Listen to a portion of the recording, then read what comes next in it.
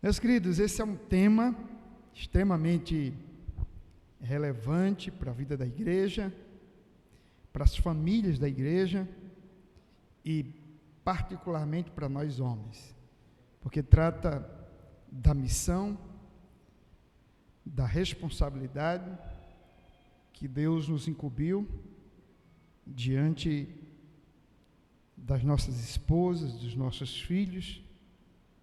Então, precisamos muito do auxílio do Senhor e precisamos muito que as Escrituras guiem-nos, nos normatize, nos oriente, para que a gente possa ter substância, diretrizes de como exercer uma liderança saudável de natureza espiritual em nossos lares. E para esse tema, eu gostaria de convidar vocês a abrirem as Bíblias no livro de Jó, capítulo 1. Jó, capítulo 1. Nós vamos ler apenas os 5 primeiros versos. O homem como líder espiritual do seu lar, Jó, capítulo 1, do verso 1 ao 5.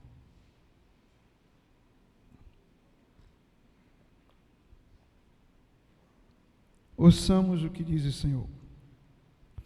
Havia um homem na terra de Uz, cujo nome era Jó.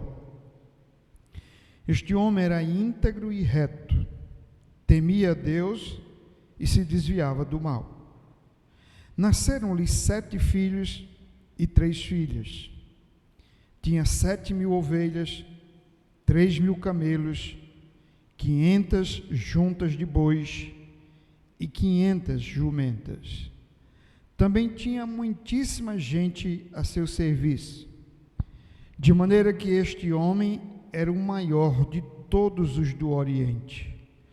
Os filhos dele iam às casas uns dos outros e faziam banquetes, cada um por sua vez, e mandavam convidar as suas 3 irmãs a comerem e beberem com eles.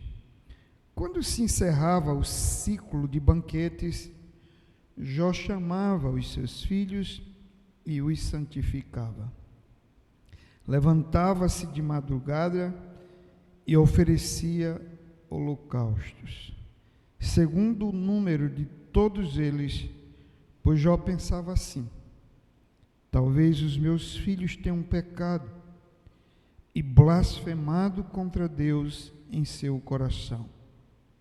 Jó fazia isso continuamente. Amém? Queira curvar sua cabeça e vamos orar mais uma vez.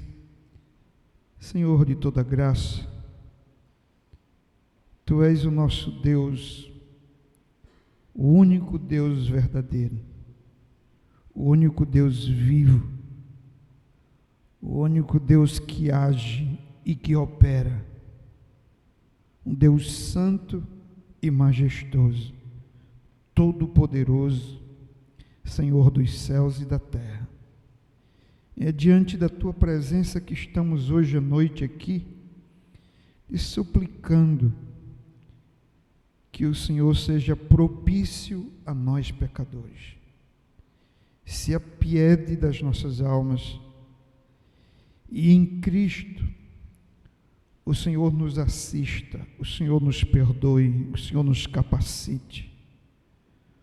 O Senhor não leva em conta as nossas faltas, mas pela ação do Teu Espírito, Senhor, nos transforme. E que a palavra do Senhor nessa noite seja esse instrumento que o Senhor santamente usa para salvar, para regenerar, para santificar, para instruir o Teu povo no caminho que deve andar. Te peço pelas nossas vidas, homens a quem o Senhor tem constituído, como líder espiritual de cada lar aqui representado.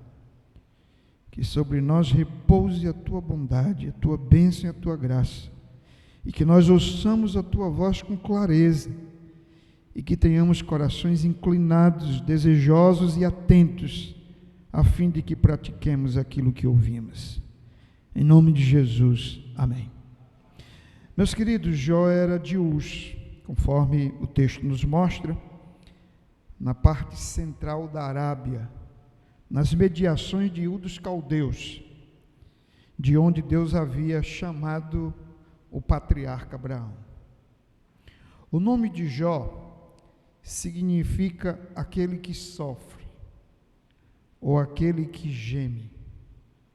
Isso porque, apesar desse homem ser um homem santo, justo, um homem próspero e abençoado, um certo momento da vida dele, ele foi alvo de toda a trama, de toda a conspiração, de toda a artimanha de Satanás para destruí-lo. De modo que, ao olharmos para o livro de Jó, nós devemos considerar de imediato 3 realidades. A primeira é quanto às nossas reações frente às circunstâncias.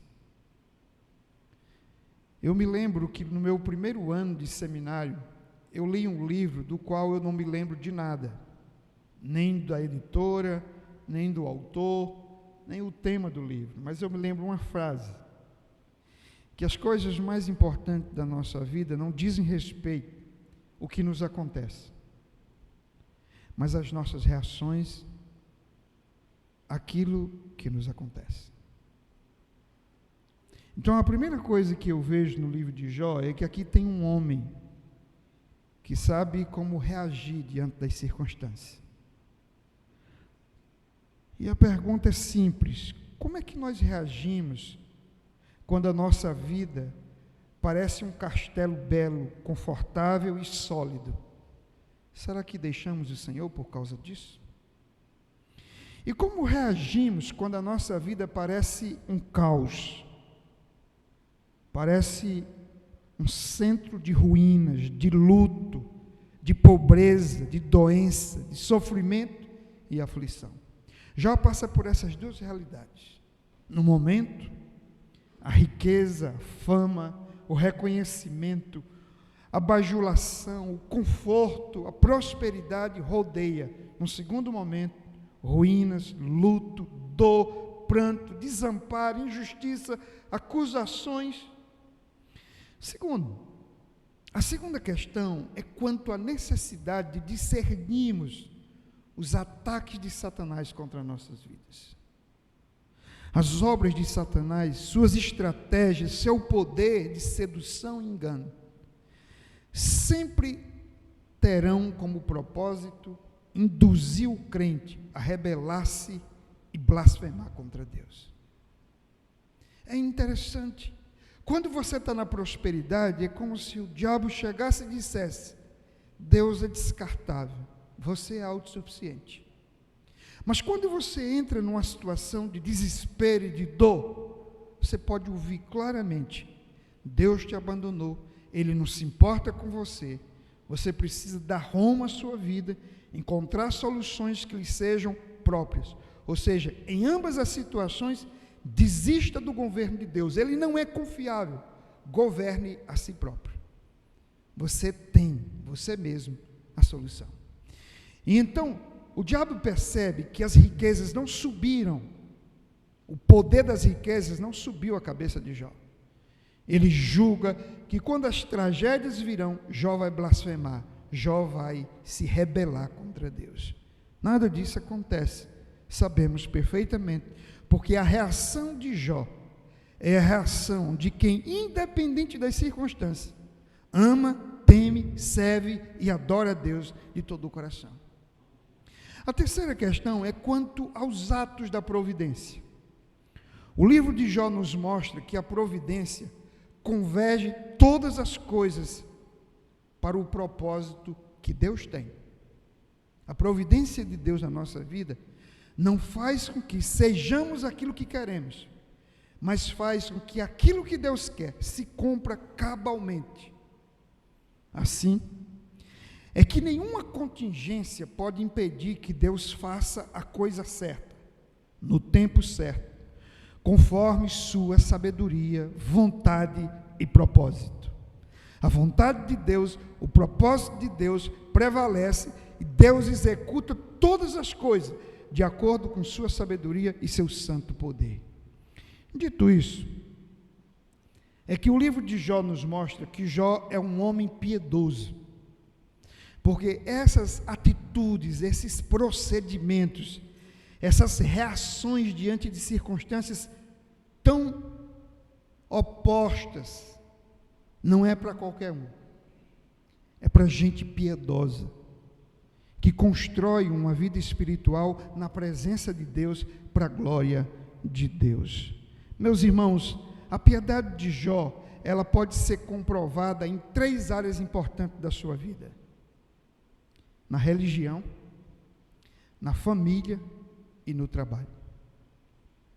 E é aqui que está a nossa missão, porque em Gênesis capítulo 2, você encontra claramente que há esses 3 mandatos da parte de Deus para o homem: o culto, Deus, igreja, o espiritual, a devoção ao Todo-Poderoso passa por essa perspectiva: culto, igreja, Deus, adoração.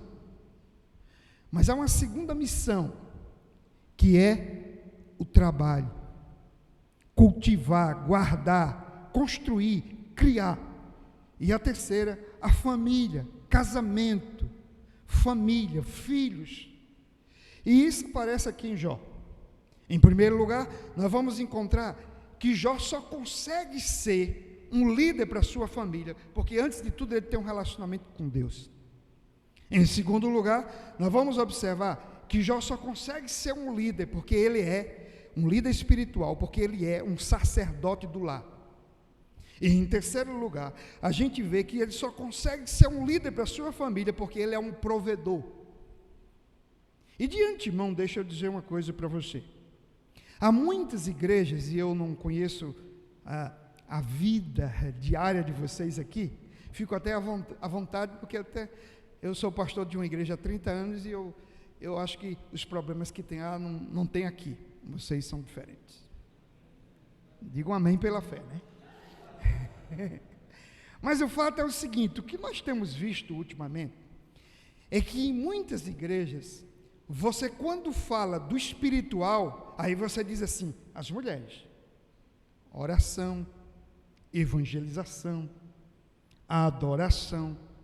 Em muitas igrejas, você só pode contar com as mulheres, porque os homens estão tão ocupados que eles não têm tempo para essas coisas. Mas quando você vai lidar com os problemas da família, você percebe que criar filhos, cuidar, educar, instruir, disciplinar, também está sobre a responsabilidade das mulheres, porque os homens, de alguma maneira, terceirizam isso, entregam essa responsabilidade. Então, é a mulher que tem que cuidar do filho, educar, treinar, instruir, porque os pais, eles se omitem. E terceiro, entra o outro lado. Às vezes, os homens já não conseguem muito espaço no mercado de trabalho. Eles não estudam, eles não se preparam, não se atualizam, e então eles também não são provedores da sua casa. E quando eu olho para a piedade de Jó, enquanto líder da família, ele consegue desenvolver essas 3 áreas. Ele é um homem piedoso no que tange ao seu relacionamento com Deus. Ele é um sacerdote do lar no que tange ao seu relacionamento com sua família. E ele é um provedor. Ele é um homem que trabalha. Ele é um homem que sustenta a sua família em tudo. Então, preste atenção. Eu costumo dizer que eu nunca passo da meia-noite. Então, daqui para meia-noite, a gente vê essas 3 questões. Amém? É brincadeira, eu tenho que voltar para Recife ainda hoje, fiquem tranquilos. Primeira questão, então. Um homem como líder espiritual do seu lar, o homem como líder espiritual do seu lar, deve se constituir num exemplo de piedade para a sua família. Amém? O seu relacionamento com Deus, com a igreja, com a palavra, com a oração, faz dele um exemplo de piedade para a sua família. Porque, convenhamos, se o seu filho não puder se espelhar em você, se sua esposa não puder se espelhar em você, quem será o modelo, o referencial espiritual desta casa? Esse é o drama. Daí a responsabilidade. Quando você vai para as Escrituras, não tenha dúvida, Deus espera isso de nós, porque Ele confiou isso a nós. Então veja o verso 1. Havia um homem na terra de Uz, cujo nome era Jó. Este homem era o quê? Íntegro, reto, temia Deus e se desviava do mal. Aqui está a piedade de Jó, a religião de Jó, a espiritualidade de Jó, a maneira como Jó lida com as coisas espirituais, lida com Deus, lida com a fé, lida com a igreja. Ele é um homem íntegro, reto, temente a Deus, que ao invés de correr na direção do mal, ele se desvia, ele caminha numa direção contrária aos caminhos de trevas, de perversão e de corrupção. Ora, querido, as qualidades aqui citadas nesse verso indicam então que Jó era um homem cuja espiritualidade deve ser um padrão para nós. Como podemos definir então esse padrão? O reformador João Calvino, ele diz o seguinte sobre a verdadeira piedade. Ele diz: a verdadeira piedade ama Deus como Pai e o reverencia como Senhor. Teme mais ofendê-lo do que enfrentar a morte. Teme mais ofendê-lo do que enfrentar a morte. Uma outra definição, Calvin diz assim: toda a vida dos crentes deve ser um tipo de prática da piedade. Ou seja, a vida do crente, em todas as dimensões, em todas as áreas, deve ser, praticamente falando, ou seja, de maneira prática e não teórica, uma expressão de piedade, de santidade, de pureza, de retidão. O texto que a gente acabou de ler aponta para essa direção que Calvino está colocando. Um homem que em todas as áreas, no que tange o seu relacionamento com Deus e com tudo, então é marcado pela piedade. O texto destaca, então, 4 qualidades da piedade de Jó aqui. Primeiro, Jó era um homem íntegro. A palavra integridade aqui significa completo, inteiro, correto. Ele não era um sujeito partido, com 2 faces, ou que há uma separação entre a integridade e a reputação. Reputação é aquilo que a gente é diante dos homens, integridade é aquilo que a gente é diante de Deus. Ou ele não tinha uma espiritualidade como a dos fariseus, que adoravam a Deus com os lábios, mas o coração estava distante. E que Jesus os chamou de hipócritas, porque a religião deles era um teatro, usavam máscaras, representavam um papel, mas na prática não condizia com a verdade.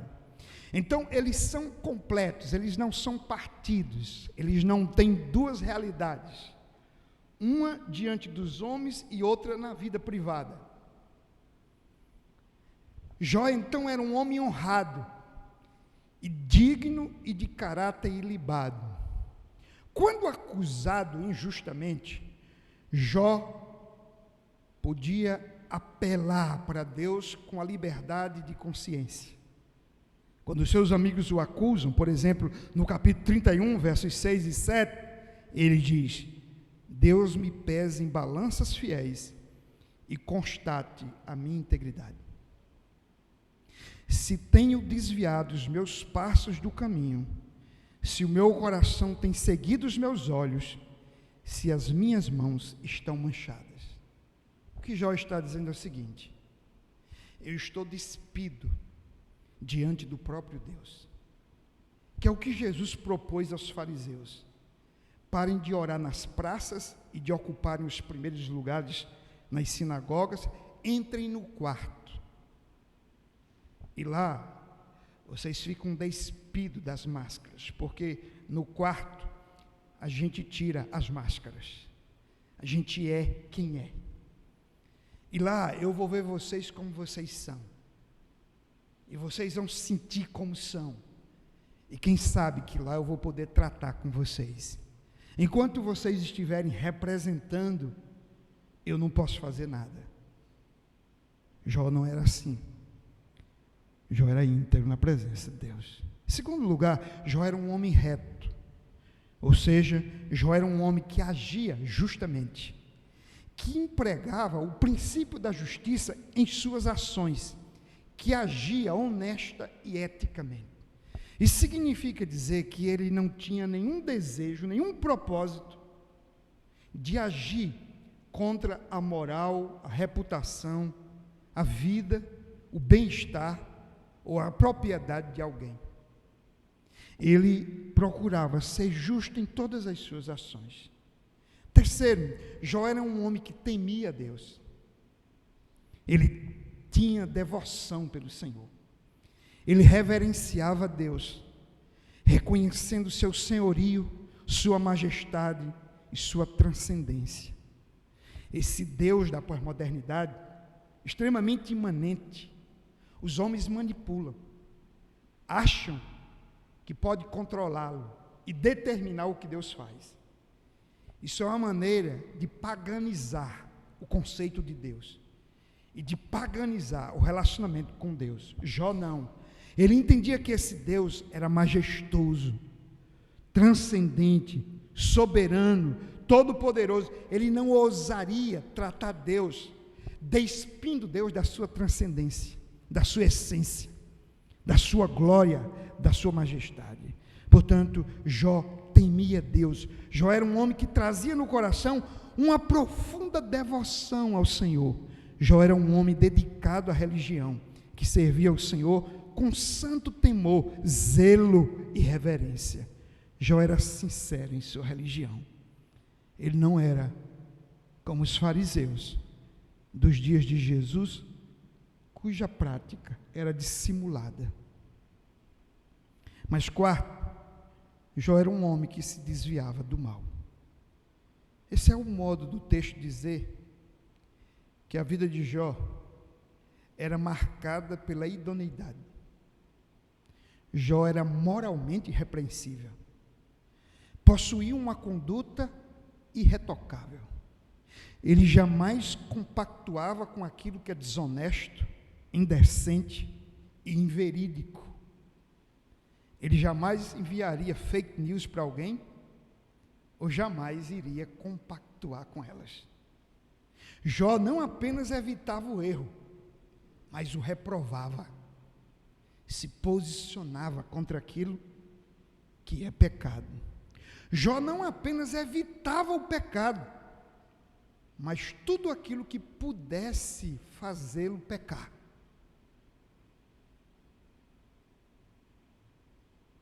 Não basta evitar o pecado, é preciso evitar o caminho que conduz ao pecado. As amizades que produzem o pecado. As escolhas que lá na frente conduzem ao pecado. Na condição de caluniador e acusador impiedoso, o objetivo de Satã era desqualificar as virtudes de Jó. Mas a integridade, a retidão, a devoção e a moral de Jó se constituíam um tormento para Satã. Como acusá-lo? Se ele não podia encontrar um ato na vida de Jó que pudesse ser usado diante do tribunal de Deus. Então, o que é que ele faz? Se não há nada de concreto, eu vou apelar para a subjetividade. A acusação de Jó do diabo contra o Jó, não é que Jó seja um homem que fez alguma coisa errada, mas aquilo que Jó faz corretamente, ele faz com a motivação errada. Ele ama Deus, ele serve a Deus, ele se desvia do mal porque ele é interesseiro. Ou seja, toda a espiritualidade de Jó paira sobre um elemento, um fundamento. Jó está interessado nas bênçãos de Deus, e o que ele faz porque ele quer um retorno. Ele é um materialista, mas que usa Deus para conquistar tudo que ele tem. É por isso, gente, que Deus dá ao diabo a permissão de tirar tudo que Jó tem, para que fique claro que Jó não é materialista, não é pragmático, não é interesseiro, e não apenas as suas ações, mas as suas motivações também glorificam a Deus. Amém? Mas o que é que dificultou o trabalho de acusação do diabo? Por que é que o diabo não consegue construir uma peça de acusação para levar no tribunal? É porque as duas vezes que ele, diante da presença de Deus, acusou o diabo, o próprio Deus saiu em defesa. As duas vezes que o diabo acusou Jó, o próprio Deus saiu em defesa. Olha o que Deus disse: na terra não há ninguém como ele. É um homem íntegro e correto, que teme a Deus e se desvia do mal. Sabe quem é que saiu em defesa de Jó? O próprio Deus. Sabe quem poderia testemunhar a favor de Jó? O próprio Deus.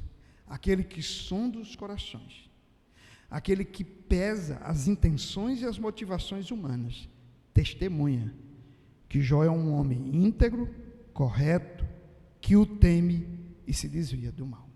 Jó, inclusive, é citado por Ezequiel como um homem de estatura espiritual recomendável. Em Ezequiel 14, ele diz, olha, dizendo o seguinte: essa geração aqui está corrompida e está debaixo do juízo de Deus.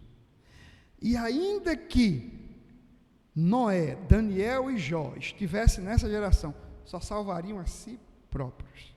Ou seja, o que o texto está citando aqui, em Ezequiel, é que Jó, assim como Daniel e Noé, são exemplos de piedade. Mas o fato é que aquela geração era tão corrompida que nenhum deles poderia ajudá-la, para que o profeta estabeleça um contraponto entre aquilo que é santo e aquilo que é injusto. Ele cita esses homens como verdadeiros heróis da fé e modelos de espiritualidade. E, portanto, Jó aparece aqui como exemplo. Queridos, o que eu quero destacar aqui é que ninguém pode ser um líder espiritual do seu lar, a menos que, antes de tudo, ele tenha uma vida aprovada por Deus. A gente não pode fazer aquilo que a gente não é.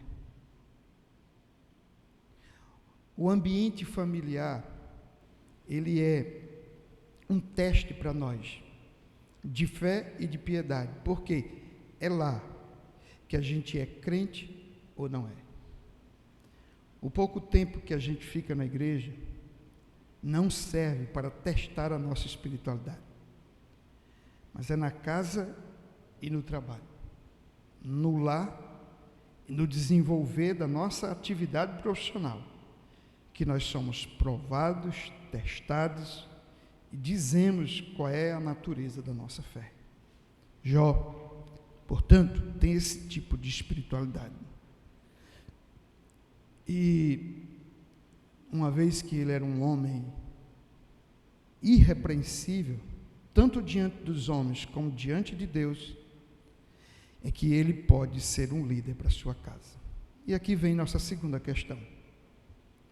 Um homem como líder espiritual do seu lar deve se constituir num verdadeiro sacerdote do lar.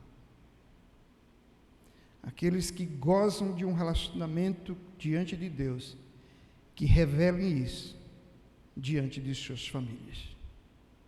Aqueles que são santos e aprovados diante do Todo-Poderoso, que sejam modelo e exemplo para aqueles que moram na sua casa. Amém? Olha agora os versos 2, 4 e 5. Verso 2. Dito aqui que ele tinha uma família grande. Nasceram-lhe 7 filhos e 3 filhas. O verso 4 diz que os filhos dele iam à casa uns dos outros, faziam banquetes, cada um por sua vez, e mandavam convidar as suas 3 irmãs a comerem e beberem com eles. Agora veja o verso 5. É aqui que vai aparecer o papel de Jó como líder espiritual do seu lar. Quando se encerrava o ciclo de banquetes, Jó chamava os seus filhos e os santificava, levantava-se de madrugada, oferecia holocausto, segundo o número de todos eles, pois Jó pensava assim: talvez os meus filhos tenham pecado e blasfemado contra Deus em seu coração. E aí ouça isso, irmãos, Jó fazia isso continuamente. O texto aqui está dizendo que Jó era um líder espiritual, um sacerdote no seu lar, mas isso não era esporadicamente, era continuamente. Ora, segundo o escritor Francis Anderson, há na Bíblia 3 números que são usados como símbolo de perfeição: o número 7, o número 3 e a soma dos dois. 3, 7 e 10. E Deus deu a Jó 7 homens, 3 mulheres e, portanto, 10 filhos. É como se o registro aqui quisesse ressaltar que Jó tinha uma família que era a família ideal, a família perfeita, já que todo mundo é pecador, tem que botar aspas nesse negócio. Mas ouça isso: uma família grande e abençoada. Eu também venho de uma família de 10 filhos, 7 homens e 3 mulheres. Graças a Deus que nenhum morreu. Aqui morreu todos. Portanto, querido, Jó tinha uma família que ele amava e que era abençoada por Deus. Deus havia presenteado Jó com uma família que, aos padrões da época, a família grande, só poderia ser vista como uma bênção de Deus. Tratava-se de uma família grande, sólida, unida, feliz, temente a Deus, estabilizada, bem-sucedida. É bem provável que os filhos de Jó fossem todos casados e tivessem suas próprias casas. Todos gozavam de boa saúde e sólida comunhão. Por isso gostavam de festejar juntos e confraternizar-se. Não havia disputa entre eles, mas muita afeição. O fato deles convidarem as irmãs para as suas festas parece indicar que também havia decência e ordem em seus banquetes. Não era uma festa mundana e corrompida. Jó costumava alegrar-se com essa família e tinha os seus filhos como uma grande bênção, de modo que lá adiante, no capítulo 29, verso 5, ele recorda-se desse tempo e sofre amargamente por ter perdido sua família. Ele diz: quando o Todo-Poderoso ainda estava comigo e os meus filhos à minha volta. Para ele esse era um tempo de bênção, era símbolo da bênção de Deus, quando Deus ainda estava comigo e os meus filhos à minha volta. Conforme escreveu o escritor Matteo Henry, filhos devem ser considerados como bênçãos, pois assim o são, especialmente para pessoas boas, que lhes proporcionarão uma boa educação, lhes darão bons exemplos e elevarão boas orações por eles. Preste atenção, filhos são bênção para pais que são bênçãos,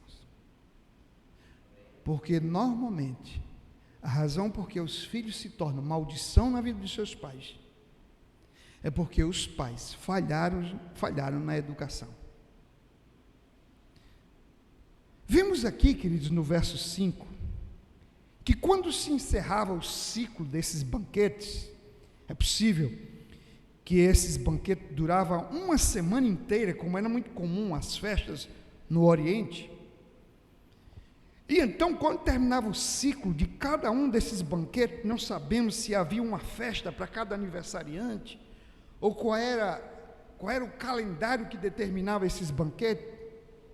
O fato que se destaca aqui é que Jó ia à presença de Deus e apresentava os seus filhos em oração, oferecia sacrifícios por cada um deles. Esse é o trabalho do sacerdote. O sacerdote no Velho Testamento levava o povo à presença de Deus, oferecia a Deus sacrifício, e é essa a obra de Cristo. Ele oferece um sacrifício, não o sangue de bode ou de carneiro, mas o sangue de Jesus Cristo, o seu próprio sangue para a remissão dos nossos pecados.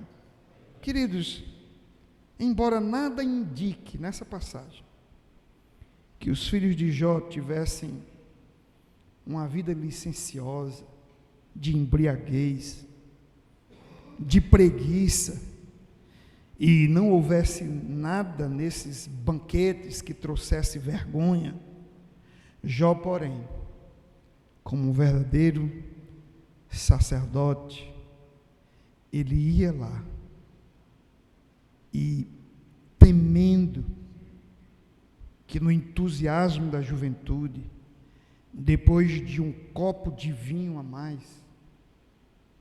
algum dos seus filhos pecasse contra o Senhor, esquecesse do Todo-Poderoso, guardasse no coração algum sentimento contrário a Deus, ele então ia lá e intercedia a Deus e apresentava sacrifício a Deus em favor dos seus filhos.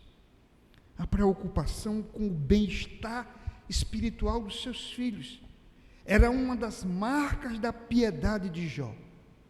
Embora Jó tivesse oferecido aos filhos uma boa educação, e não houvesse nenhum indício ou rumor, como no caso dos filhos de Eli, que eles pudessem estar envolvidos em algum escândalo, em algum pecado, ainda assim, Jó temia que bem no íntimo dos seus corações houvesse alguma ofensa contra o Todo-Poderoso. Então ele orava e ele intercedia e santificava os seus filhos. Jó, irmãos, temia muito, pois era sabedor que há em cada criatura uma natureza caída, que facilmente se inclina para o mal. Vocês entendem? Quando a gente cria os nossos filhos, a gente não pode só olhar para aquele meninozinho, olha que criancinha linda. Hoje há filhos que batem na cara do pai, o pai fica rindo, achando bonito uma criança de 4, 5 anos dizer palavrão e fazer tudo o que é próprio da natureza adâmica. Não, ela está lá para ser freada e ser colocada em seu coração princípios que glorifiquem a Deus. Assim, meu irmão, ele temia que os seus filhos pecassem contra o Senhor. E em Deuteronômio, capítulo de número 8, do 11 ao 14, há uma passagem que trata exatamente disso. Tenham o cuidado de não se esquecer do Senhor, seu Deus, deixando de cumprir os seus mandamentos, os seus juízos e os seus estatutos que hoje lhes ordeno. Não aconteça que depois de terem comido e estarem fartos, depois de haverem edificado boas casas e moradas nelas, depois de se multiplicar o seu gado e os seus rebanhos, e aumentar a sua prata e o seu ouro, e ser abundante tudo o que vocês têm, se eleve o seu coração, e vocês se esqueçam do Senhor seu Deus, que os tirou da terra do Egito, da casa da servidão. Era isso que Jó temia, que os seus filhos, na abundância de bens, esquecessem do Todo-Poderoso. Essa passagem, meus irmãos, nos mostra que o pai deve ser o primeiro a identificar o pecado dos seus filhos. Ele deveria ser o primeiro a saber o que os seus filhos estão consumindo na internet, o que eles estão fazendo na escola, como é que está o namoro deles, de que maneira eles estão lendo a Bíblia, se estão orando, se eles têm zelo pela casa de Deus, e de que maneira ele está educando os seus filhos, que tenha certeza de que quando eles crescerem, eles jamais se afastarão do caminho do Senhor. Porque há pais que não educam os seus filhos, que não sentam com eles, que não disciplina, que não orienta, que não lê a Bíblia, que não ora, que não se preocupa se eles vêm ou não para a igreja, e quando eles chegam com 15, 16, 17 anos, que abandonam a igreja, ou depois que chegam na universidade, e abandonam a igreja, o evangelho, tudo, e entram pelo caminho da impiedade, eles põem a mão na cabeça e dizem: meu Deus, o que está acontecendo? Eu criei o meu filho no caminho do Senhor. No caminho do Senhor? O que é o caminho do Senhor, irmãos? Caminho do Senhor não é religiosidade sem frutos, sem obras, sem vida. Não é. Isso o mundo também faz. Um pai piedoso jamais irá ignorar, encobrir ou compactuar com os pecados dos seus filhos. Somente pais corruptos apoiam filhos corruptos. Uma das lutas, às vezes, na igreja, é o pastor disciplinar os jovens, orientar os adolescentes, porque se ele disser alguma coisa que magoe aquela criança mimada, o pai até ameaça sair da igreja. Eles querem casar e batizar, aliás, descasar e desbatizar. Querem desfazer tudo. Jó sabia, irmãos, que o caminho bíblico para conduzir os filhos à santidade é de dar a eles os meios de graça. Nós não podemos fazer com que os nossos filhos se convertam. Essa é obra de Deus. Nós não podemos exatamente santificá-los, só o Espírito Santo produz isso, mas nós podemos disponibilizar os meios de graça. Quais são, pastor, os meios de graça? Todas as vezes que você traz o seu filho à casa do Senhor, fielmente, a cada domingo, para cultuar o Senhor, você está colocando diante dele todos os meios de graça que ele precisa. Oração, leitura da palavra, pregação, os sacramentos. Mas no dia a dia em casa, na medida em que você senta com seu filho, ora com ele e por ele, lê a palavra com ele, instrui a ler a palavra. Queridos, ali, você está diante dele, colocando os meios de graça que ele precisa, para que o Espírito Santo opere nele a conversão, a santidade, o temor, e ele aprenda desde a mais tenra idade a amar e a temer o Todo-Poderoso. E aí ele vai trilhar bons caminhos, fazer boas escolhas no que tange à igreja, ao trabalho, ao casamento, porque o temor do Senhor é o princípio da sabedoria. Jó fazia questão que os seus filhos participassem presencialmente desse momento de culto. Eles iam lá para o banquete, mas ele não admitia que nenhum faltasse a esse culto. E agora estavam todos ali, presencialmente. E ele oferecia um holocausto. O que é que ele estava dizendo? Estava dizendo que eles não podiam justificar-se a si mesmos pelas suas próprias obras, que eles não podiam confiar no seu próprio coração. Estava apontando para a necessidade de uma oferta, um sacrifício, ou seja, apontando para Cristo, o verdadeiro holocausto que tira o pecado do mundo. Portanto, ele apontava para Cristo. E tudo quanto fizermos, irmãos, em relação aos nossos filhos, que aponte para Cristo, que eles entendam que Cristo é tudo na vida deles.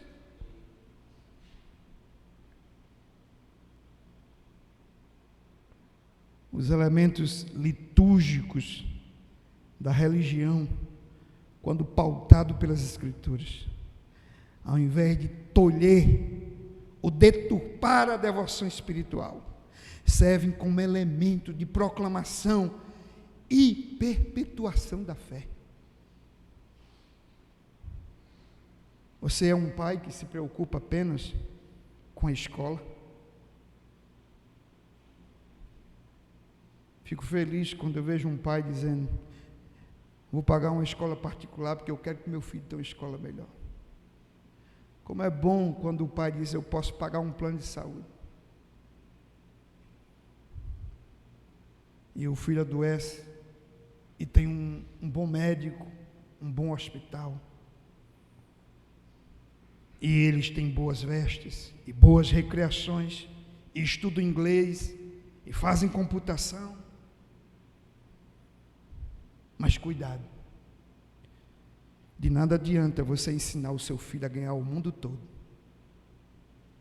enquanto eles perdem a própria alma.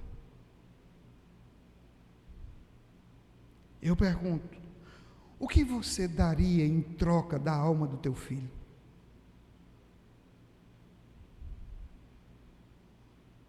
Os puritanos do século XVII, eles ficam imaginando no dia do juízo final, o filho olhando para o pai dizendo: você não fez nada pela minha alma, eu cheguei aqui porque você foi negligente.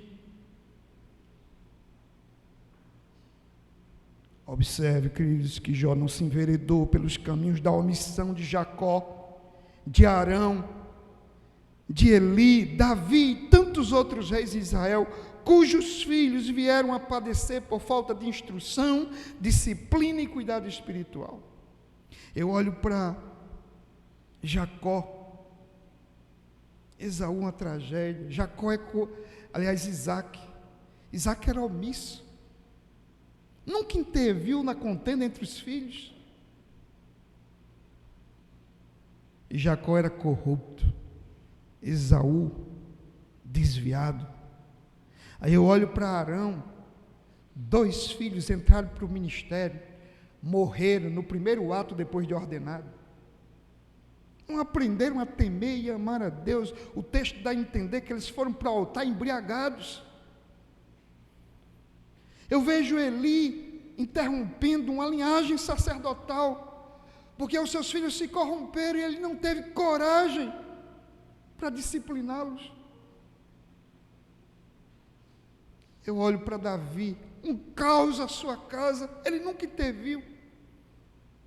E os filhos vão fazendo desgraças depois da outra, ele assiste, como se nada lhe coubesse, em termos de responsabilidade. Jó não faz isso, Jó não cai na armadilha desses homens. Jó está lá, depois de cada ciclo, ele vai à presença do Todo-Poderoso, junta os seus filhos, diz: meus filhos, por acaso vocês pecaram? Ofereçamos holocausto ao Todo-Poderoso para que Ele use de misericórdia e vocês não caiam na poderosa mão dEle. A Escritura também nos mostra, irmãos, que Jó era piedoso em sua sexualidade e em seu casamento. No capítulo 31, verso 1, respondendo uma acusação dos seus amigos, que especularam que a tragédia que lhe aconteceu poderia ser porque ele não foi sexualmente íntegro na sua conduta e no seu comportamento. Ele diz assim: fiz um acordo com os meus olhos de não cobiçar moça alguma. Ele diz: eu cheguei até aqui, nunca cobicei moça alguma, fiz um pacto com meus olhos, fiz uma aliança com os meus olhos, de não cobiçar moça alguma, além da minha esposa. Que testemunho! para uma época em que o adultério permeia dentro das próprias igrejas e o divórcio se multiplica terrivelmente. Esse homem está dizendo: nunca fui infiel.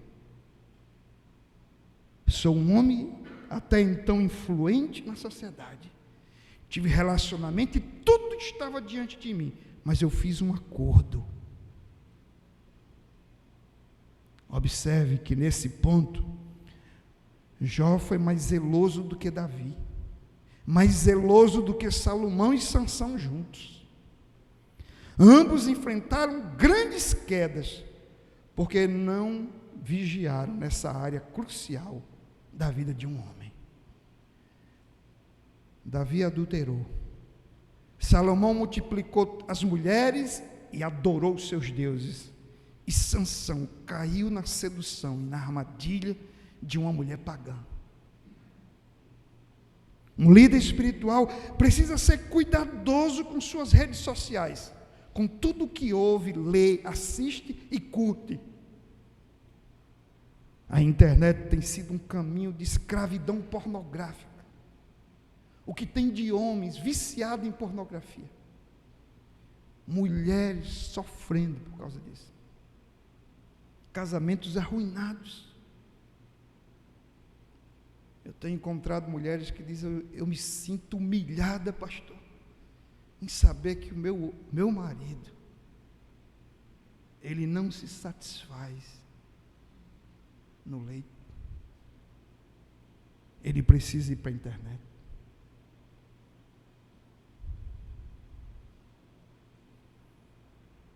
Tem sido um caminho de desvio moral e de infidelidade para muitos homens. Por outro lado, queridos, preste atenção, Jó jamais compactuou com os pecados da sua esposa, ou deixou-se ser influenciado por alguns dos seus desatinos. Ser líder é ter posicionamento, é ter firmeza, é ter segurança e passar segurança, de modo que mesmo quando você corrige a sua esposa, ela sabe que ali está um homem com estatura espiritual, que tem a autoridade para corrigi-la e reprová-la todas as vezes que ela estiver errada. No capítulo 2, versos 9 e 10. Então a mulher lhe disse: tu ainda mantém-se íntegro? Amaldiçoa a Deus e morre. Mas ele lhe disse: tu falas como uma louca. Por acaso receberemos de Deus apenas o bem e não também a desgraça? Em tudo isso, Jó não pecou com os lábios. Certamente, essa foi uma das maiores provações da caminhada de Jó. Foi quando a sua própria esposa chegou para ele e o induziu a pecar. O que ela está dizendo é: esse Deus tinha um prazo de validade e está vencido. Ele é descartável, ele não nos serve mais, não tem nenhuma utilidade. Lance-o fora, amaldiçoa o teu Deus, morre. Mas olha a veemência, a autoridade com que Jó repreendeu. Queridos, há homens que são completamente omissos em relação às suas esposas, compactuam com o pecado delas. Vou colocar uma coisa aqui muito interessante. Uma das coisas é que às vezes na igreja, alguém chega para o pastor e diz assim: pastor, você tem que falar sobre as vestes das mulheres. Está indecente. É uma mulher, ou alguém da liderança. Aí você diz para eles: e como é que eu vou chegar para a mulher de um homem e vou dizer que a roupa dela está indecente se o próprio marido concorda? Como é que eu vou chegar para uma menina de 12, 14, 15 anos dizer que a roupa é indecente se a mãe e o pai compram as roupas?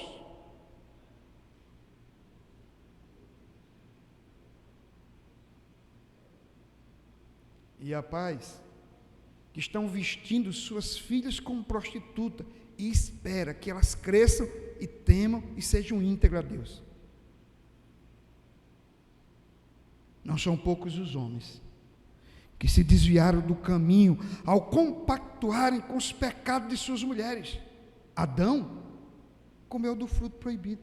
Não estou dizendo que a culpa foi de Eva. Até porque se eu estivesse pregando para as mulheres hoje, aí os homens iam sofrer. Mas o fato é que, assim como os homens não podem compactuar com o pecado das mulheres, elas não podem compactuar com o pecado dos homens. Mas o que a gente vê na Bíblia é que muitas vezes os homens não se posicionam. Adão deveria ter se posicionado como Jó. Mulher, você fala como uma louca, hei de agir contra o Todo-Poderoso, contra o mandamento do Senhor. Não, ele foi lá e comeu. E o que dizer de Sara, que deu a terrível sugestão de que Abraão deveria não esperar pela promessa de Deus, mas construir um atalho com sua serva Agar. Sansão ouviu Dalila, Salomão ouviu as mulheres pagãs, e Acabe acabou tudo, porque foi guiado por Jezabel.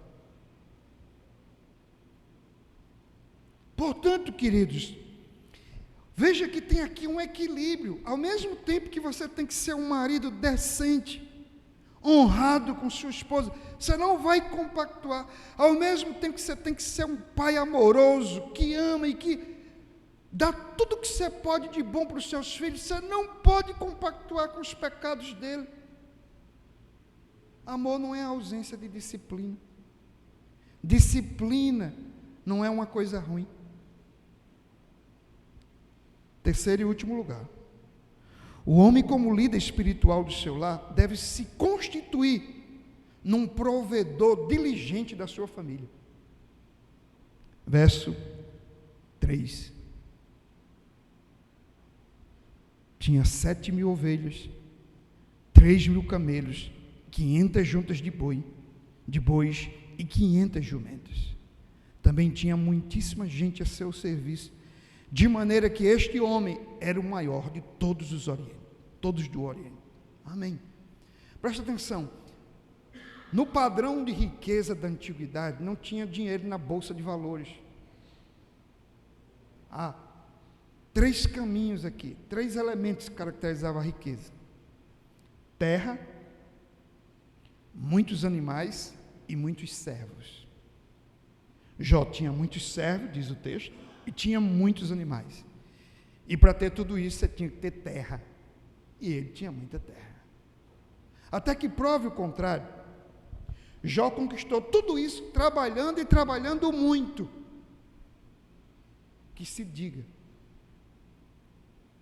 Deus é o Deus que abençoa o trabalho e que honra o trabalhador. Tem uma maldição que paira sobre a sociedade brasileira, que é a seguinte: a teologia católica pregou que o trabalho é maldição, decorre do pecado. Gênesis 3. O que a Igreja Católica esquece é que o trabalho está no capítulo 2, precede a queda. Deus colocou o homem no jardim para cultivar e guardar. Isso era trabalho. E dar nome àqueles animais todos era trabalho. O trabalho precede o pecado.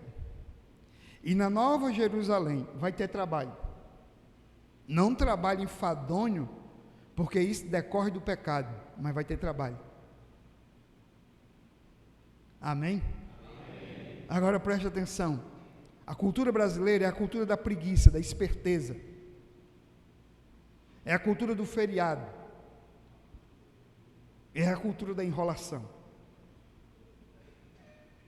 A partir da teologia católica, já lá nas casas grandes e senzalas, a ideia é que a bênção era ficar o dia na casa grande. E quem ficava na senzala o dia todo, que eram os escravos, isso aí era maldição. A gente cresce com essa ideia. Mas na ética protestante, trabalho é bênção, é vocação, é dom de Deus. E que você deve fazer tudo isso para a glória de Deus. e que Deus quer ser glorificado no seu trabalho, e que o trabalho coloca ordem no caos, e que o trabalho é uma fonte de serviço que abençoa o próximo e glorifica o Senhor. E quando você olha para o trabalho nessa lógica, o trabalho é produtivo, o trabalho empreende, o trabalho produz riqueza, e é esse tipo de riqueza que glorifica Deus também. Assim sendo, nós deveríamos olhar para o trabalho como vocação, e o trabalho como vocação, em que você faz não apenas para ganhar dinheiro ou por obrigação, quando está debaixo do olhar do patrão, mas que faz para agradar a Deus, não é menos sagrado do que o ministério pastoral. Nós temos uma importância espiritual extraordinária, na medida que a gente ministra a palavra, mas toda a profissão é digna, honrosa, e Deus quer ser glorificado. Quer comamos ou bebamos ou façamos qualquer coisa, seja para a glória de Deus. Agora, presta atenção, qual é o problema? Como eu coloquei na introdução, é que muitos rapazes em nossos dias, eles querem apenas comer sanduíche com Coca-Cola, McDonald's, farrear, embriagar-se, drogar-se, jogar videogame, dormir, assistir futebol na TV e seriado na Netflix. Não querem estudar e não querem se preparar para ser provedor de uma família. Pergunta é: o que é que você está ensinando o seu filho que tem 2 anos? Está ensinando a ele a lidar com dinheiro? A ter disciplina, a ter atividades, a ter responsabilidades? Está preparando para a vida, para a sociedade, para ser sal da terra e luz do mundo, para glorificar a Deus no trabalho, no casamento? Essa é a missão. Porque o fato é que esses meninos até se casam, mas passam a vida toda dependendo da mulher, da sogra, da avó, do avô. E às vezes entram pelo caminho do dinheiro fácil, o crime, o ilícito, o corrupto. Às vezes eu vejo algumas coisas no contexto da igreja atual que eu acho que é equivocado. Como, por exemplo, a questão política. A gente começou a acreditar que a gente vai ter uma sociedade melhor se a gente mudar Brasília. Se a gente colocar um presidente em Brasília, por exemplo, que for crente, a gente vai mudar o Brasil. Mas eu não vejo na Bíblia que nada muda do geral para o particular. Deus não salva o mundo para salvar o coração do pecador. Mas Deus regenera o pecador para mudar a família, mudar a igreja, mudar a cidade e por aí vai. A melhor maneira para mudar o Brasil é que a gente gere filhos e legue ao mundo filhos que sejam diferentes disso que está aí. É que a gente faça discípulos e esses discípulos saiam pela porta da igreja no domingo para ser instrumento de Deus na segunda, na terça, na quarta, na quinta, na sexta, no sábado. Isso vai mudar a sociedade. Até porque já deu para ver que não são os políticos que vão mudar a sociedade. Ou é a igreja, ou então não tem sal nem luz para esse mundo. Portanto, Jó é um homem rico. Jó trabalhou. Jó pôde sustentar uma família de 10 filhos, ser provedor do seu lar. Queridos, eu sou de uma família de 10 filhos, como eu disse. Meu pai, um agricultor, faleceu aos 5 anos. E ele ensinou a gente a dar duro na roça. E eu fico perguntando, eu só tenho um filho, Deus só me deu um, está com 22 anos. Eu fico perguntando como é que alguém cria 10 filhos no sertão do Rio Grande do Norte, na estiagem, que quando faltava chuva, a gente não tinha água nem para beber. Hoje é diferente. Na casa da minha mãe lá, tem água encanada, tem luz elétrica. Mas até 15 anos de idade, quando eu morei ali, depois saí para estudar, aquilo ali não tinha nada. Aquilo era um deserto. E foi ali que meu pai lutou para criar 10 filhos.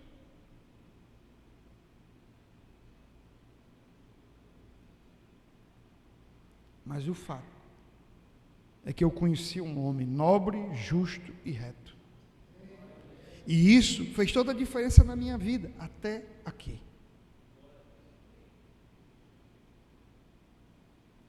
Eu estou terminando e eu queria dizer uma coisa para vocês. Meu filho tem 22 anos de idade. Eu o batizei aos 14 anos. Mas lá por volta dos 15 anos, justamente de ter passado praticamente 8 anos muito ausente da vida dele, eu fui presidente da minha denominação. Ele estava com 5 anos, 2006. E aí, quando eu voltei desse período de 8 anos, viajando o Brasil de noite, passava até de 15 dias longe de casa. Quando viajava para o norte do país, centro-oeste, viagens missionárias longas.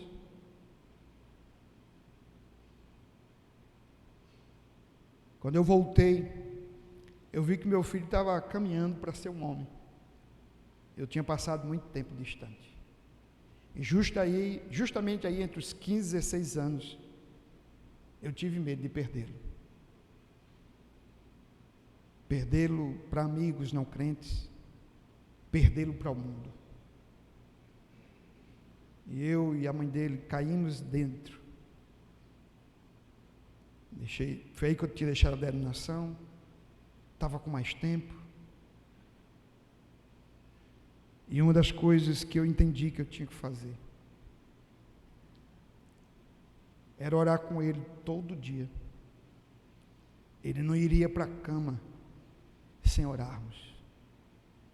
Comecei a passar uma dieta espiritual em que eu colocava todos os textos da Bíblia para ele ler e meditar, escrever e me dar a meditação escrita. Normalmente era um texto sobre pecado. Salmo 51, Salmo 32, Romanos 1. Ele precisava conhecer a própria natureza dele revelada nas Escrituras. E por fim, ele começou a ler a Bíblia toda, capítulo por capítulo. Hoje meu filho está com 22 anos. Terminou a faculdade, entrou no mestrado. Está terminando o mestrado já no próximo ano.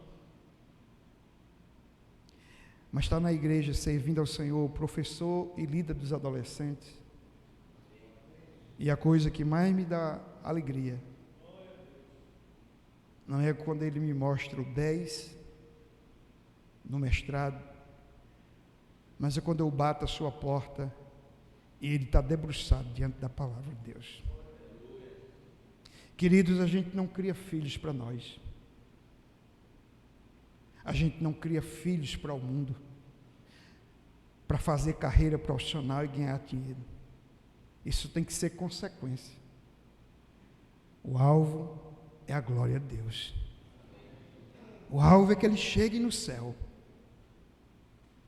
e que Deus se agrade do nosso trabalho de sacerdote no lar. Que Deus te abençoe. Que você seja um líder espiritual que tenha relacionamento com Deus, que tenha vida com Deus, que seja sacerdote do lar, que seja provedor da sua casa. A Deus toda a honra e toda a glória, hoje e para todos sempre. Amém. Obrigado, irmãos. Obrigado, pastor.